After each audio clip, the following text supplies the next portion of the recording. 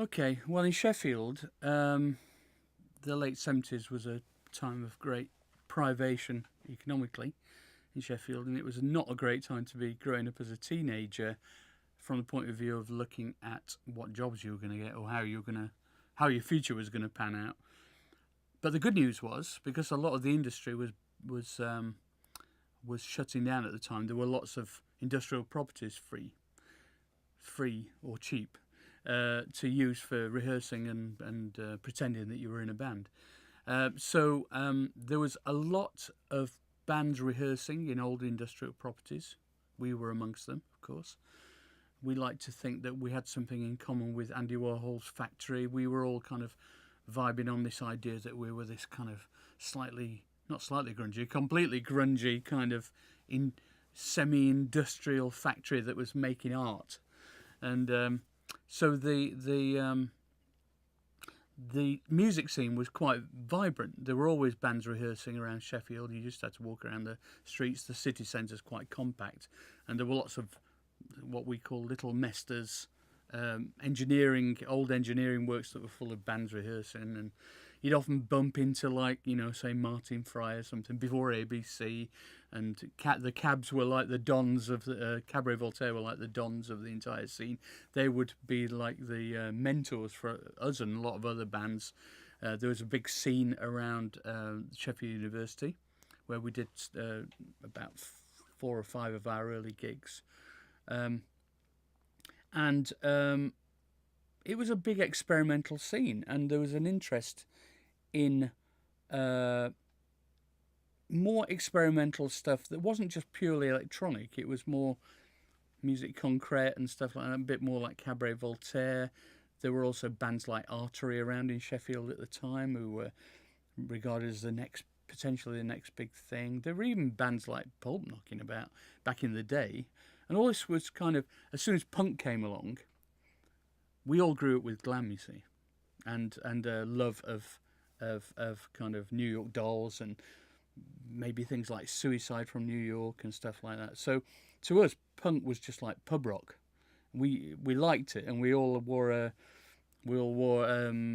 t-shirts with ripped t-shirts with safety pins in them for about 2 weeks, and then we went back to going, right, well, hold on a second. There were some terrible punk bands playing at the time in Sheffield.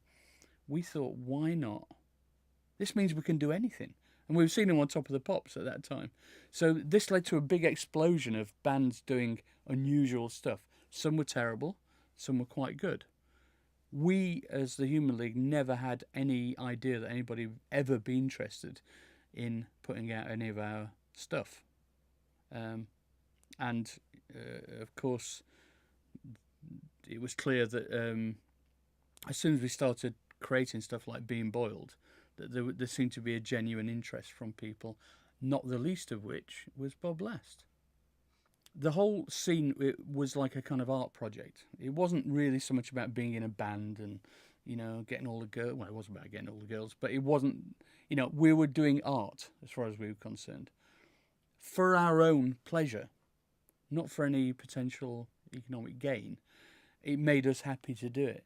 And we were just as interested in visual design, graphic design, music, experimental, pop, dance music. Everything was all rolled into this film, literature, science fiction in particular.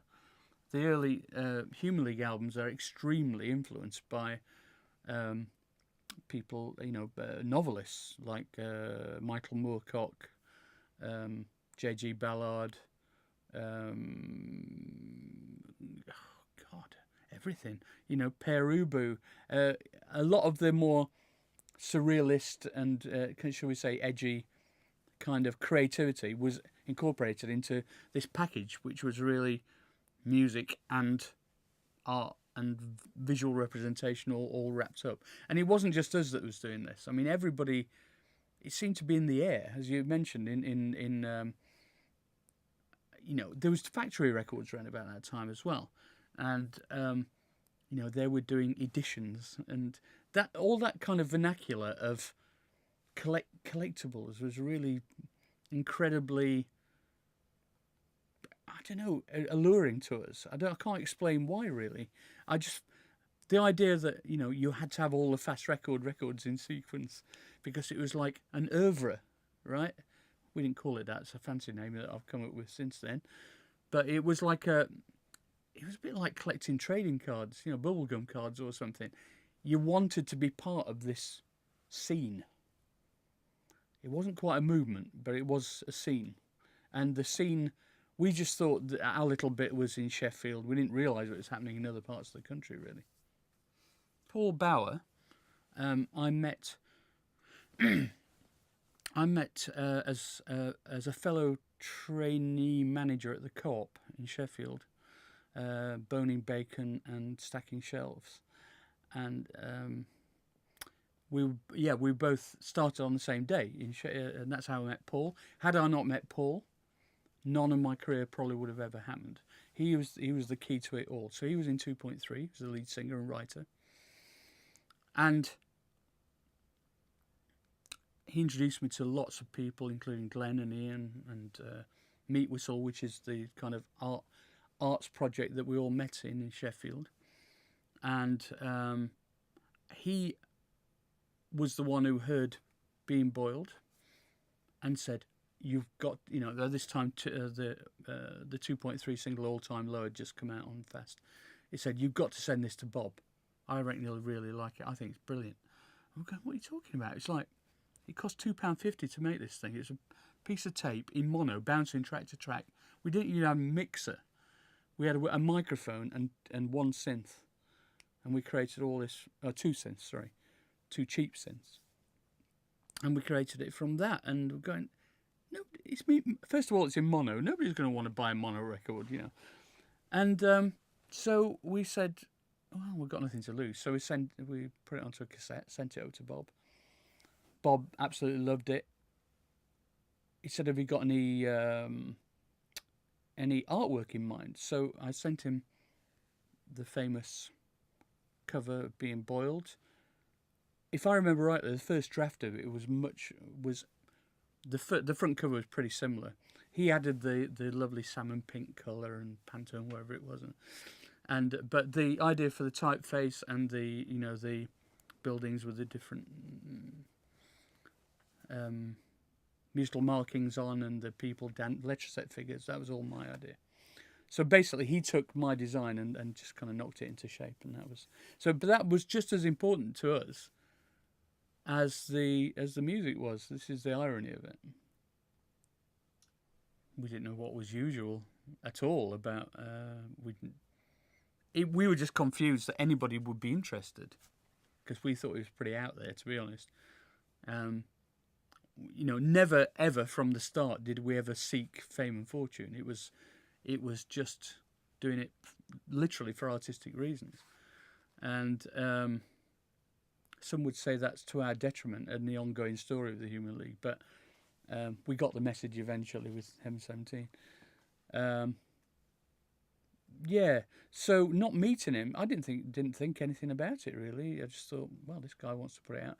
Next thing you know, it's out, and John Peel's playing it on a regular basis on his show.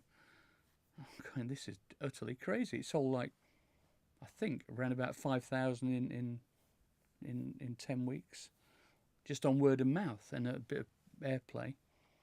At which point, that, if I remember rightly, Virgin started sniffing. Well, various record companies started sniffing around.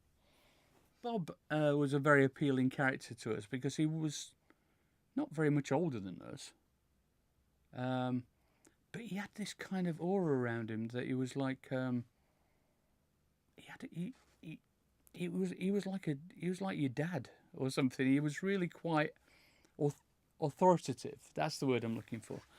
And you thought, oh, this guy's got a big deep voice. Maybe he'd make a great manager, and all that stuff. So he did become our manager, and we just liked the way that he approached the business.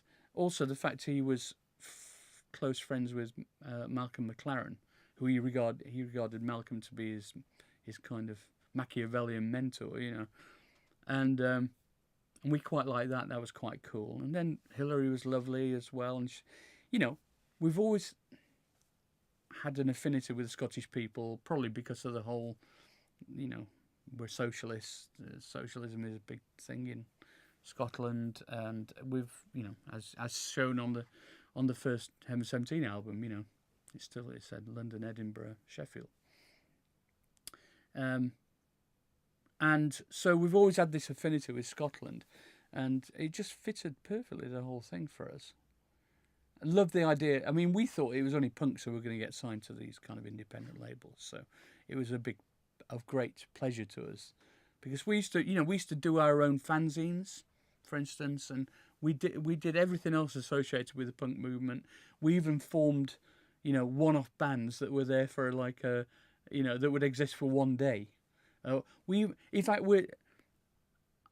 even had a super group of Sheffield bands before any of the bands were actually known, apart from Cabaret Voltaire. So we had this band called VDK and the Studs, with Glenn singing, me playing guitar. I can't play guitar, right?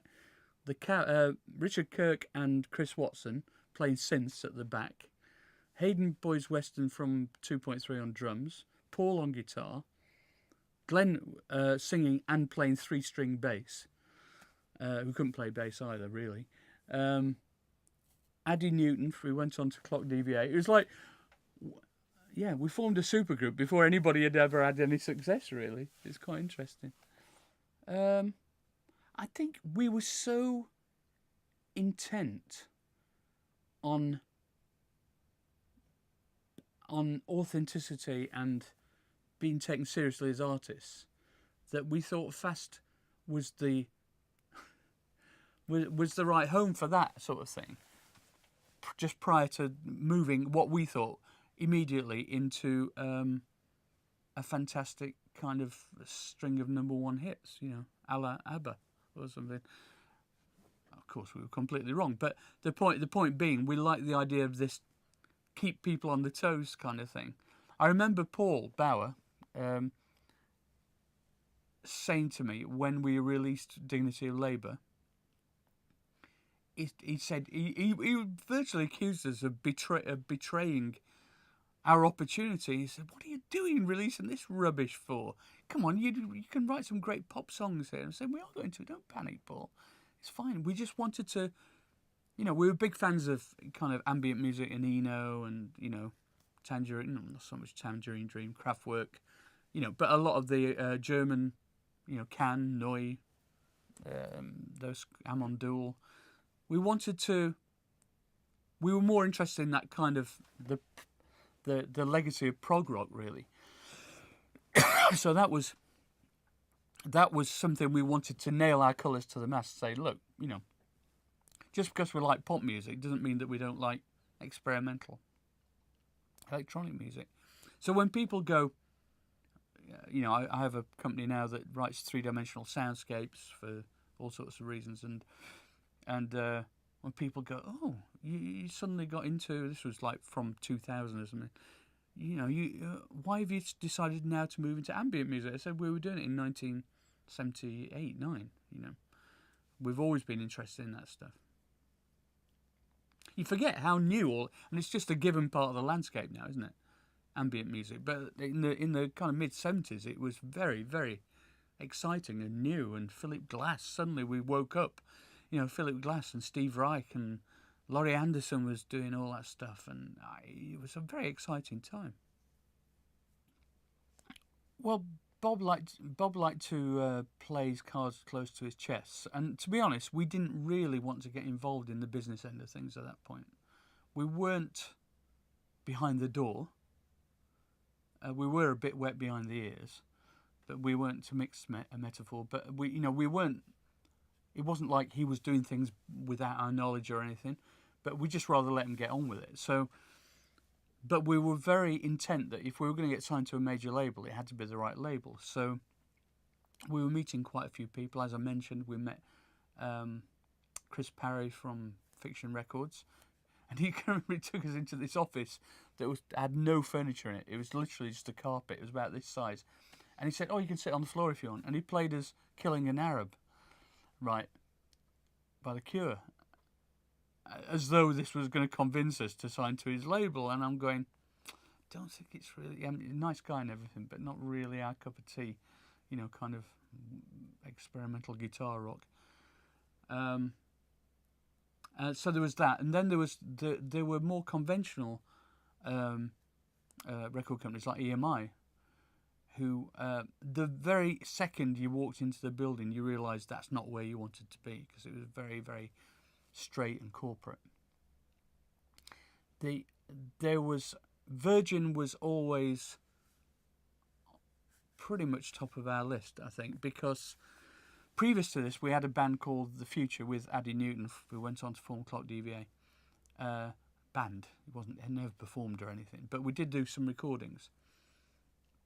And we managed to get a lot of meetings in London with different record labels. And the only two record labels who showed any interest in this totally weird. It made Bean Boiled sound like Waterloo. It really did. The Future recordings. It was basically soundscapes with Addie muttering some kind of poetry over the top. There were only two out of about 12 companies, all the major companies. There were only two companies who showed any interest in us, and that was Virgin and Ireland. And guess what? In the fullness of time, you look back and you think they are the two most creative companies that were around at that time. So when we heard on the grapevine through Bob that Virgin were interested, we kind of jumped at it, really, because we'd had some meetings with other people and it wasn't really. It was all a bit tentative and didn't really feel very comfortable. But Virgin just felt right. It was it was young. It was willing to take a risk. It was, we were all on this big journey together. We used to live 10 minutes walk away from Virgin Records in London, and we used to just spend half our time in there, just hanging out in the Vernon Yard, just off Portobello Road. So. Yeah, we were very, very happy to sign to Virgin. The only thing, looking back on it now, that I kind of would have some questions about is they insisted that we signed a publishing deal. It was like wrapped up, so it was like if you signed to us on the record deal, you have to sign a publishing deal as well, and that was in perpetuity, which is horrible. Although that was the standard at the time in '78, and that's still in force now, believe it or not. Wow. So my publishing from that period, and all the '80s, '17 stuff is, they have this deal in 70-30 deal in perpetuity. Wow. Yes. So it just shows you, doesn't it? That would never happen now. Sure. But we were thinking along the lines that we wouldn't compromise what we did, but we would just drive on through it and just write brilliant songs that were in this weird format. I just don't think people were quite ready for that all electronic thing at that point. With the opinion leaders, we were very popular. We were always getting single of the week in Enemy and front covers and BEF, and that was actually a bit later. But we were always very kindly regarded by the press, but it just didn't seem to translate. We did lots of support tours with bands like Susie and the Banshees, Pere Ubu, Iggy Pop, and a lot of people liked what we did, but I think they were a bit more confused than anything. And behind the scenes, and I'm eternally grateful that they gave us their full support for 2 albums, and it looked like they were going to give us support for the 3rd album, which we were writing at the time. Behind the scenes, I didn't realise at all, because I'm stupid, that Bob was manipulating and was in deep discussion with the record company about how to split us and take Phil away and make him into a pop star, make loads of money. And then, suggest to me the idea of this production company, which we called British Electric Foundation, and get 2 bands for the price of 1, essentially. He's admitted this since. I mean, I'd always suspected it was the case, but he kind of admitted it in the Penthouse of Payment documentary we did. So that was all part of his kind of Malcolm McLaren type, Machiavellian thing. You loved all that, really. And in retrospect, he could well have been right. I don't know, it's hard to say. My personal view, I think, still on balance, is that we would not have split up had it not been manipulated, that we would have gone on to be more successful. I just think it was a slower burner. However, you can't argue with the fact that Dare sold 9 million records or whatever it was. M17 went on to sell millions and millions of records. So it's probably for the best in the long run. You've got to bear in mind that Phil was my best friend from school. I brought him into the band. He wasn't part of the scene that Paul introduced me to at all. He was my mate from school. And we were the closest you could be, really. It's a proper bromance type thing, as you do when we went to all the same parties together, we hung out together, we just spent all our time together essentially for years, and then for this to happen was extremely painful, But we've kissed and made up since then. The point is that he obviously, with the benefit of hindsight, had it all mapped out. So immediately the split happened, he whisked me and my wife at the time up to Edinburgh, and we stayed with him and Hillary. And, we kind of had because I was in a state of shock. You can imagine, this was the first example of, probably only example in my entire life, thinking about it, of proper betrayal. I mean, full-on epic betrayal, There was no indication of this. It was a complete bolt out of the blue as far as I was concerned. And it didn't quite work out how he anticipated, because his original intention that Ian was going to stay with Phil and the band. But when push came to shove, Ian said, I can't, because Ian knew what was going on behind the scenes. He was kind of slightly privy to it all. And he said, look, I don't like the way you're doing all this, so I'm starting this new band with Martyn, which was a complete shock to them, because in 2 weeks' time they had to go on tour in Europe, so they were left with, thank God they got Joe Callis. That's all I can say. Me and Joe got on great. I mean, I love Joe. I think he's a fantastically talented guy. I think in the history of the Human League, he deserves a bit more credit. That's my view. I think his songwriting ability was a key part of why Dare was so successful. I think it's a lot of respect on your part for knowing that Joe was going into the Human League and you taking the time to teach him about synths and the chord book. How did that? Why would I not? He's a friend. I knew him before that.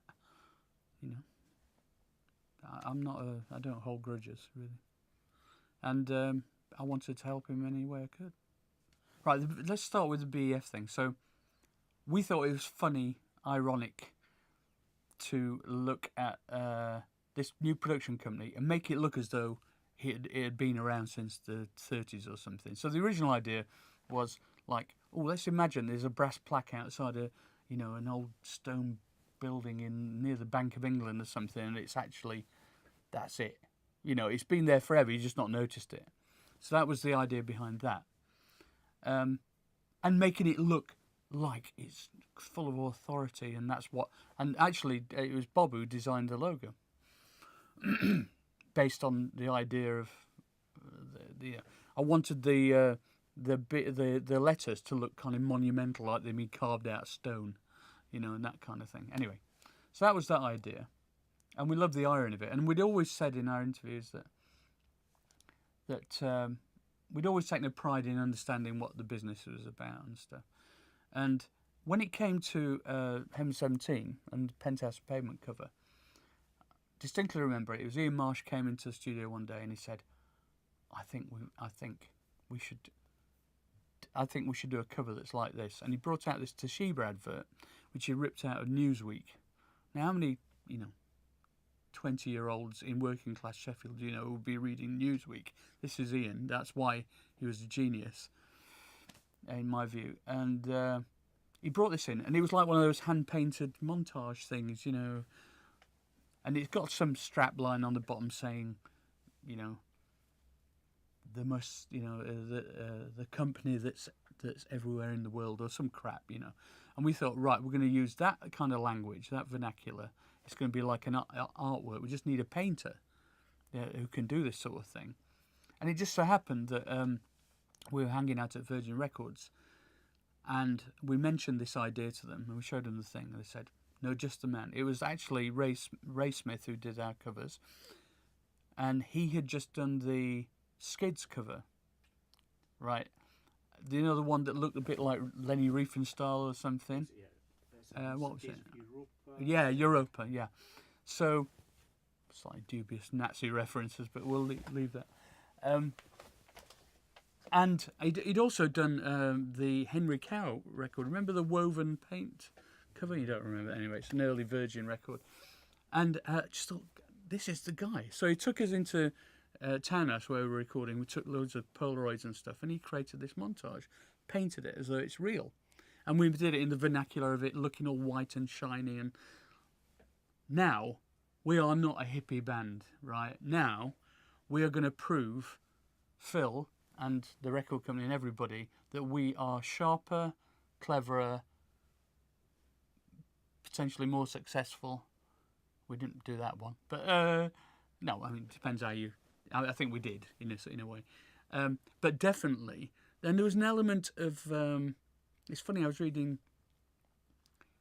I've become friends with, in the last few years, Nile Rodgers' autobiography, and he was going on about how the look of Chic was all based around Roxy music, which is amazing, really, if you think about it. And the idea of the sharpness is like had to be reflected in the music.